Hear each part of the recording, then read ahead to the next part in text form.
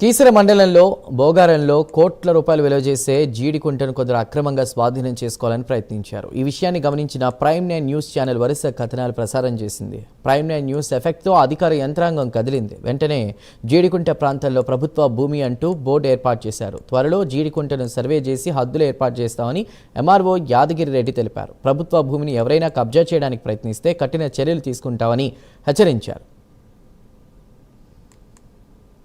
298 survey number 2 ఎకరాల ఒక గుంట జీడికుంటకు సంబంధించి ఫిర్యాదు రావడం జరిగింది.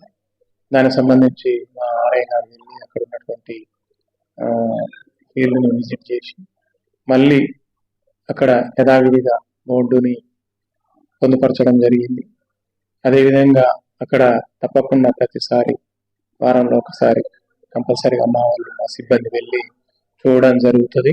ఎవరైనా దాంట్లో మళ్ళీ ఏదన్నా ఆక్రమించుకోవడం కానీ ఏదన్నా చేసినట్లయితే వాళ్ళ మీద తప్పకుండా చర్యలు తీసుకోవడం జరుగుతుంది.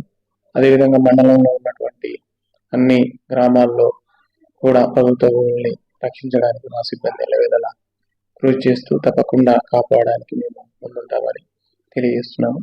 Thank you.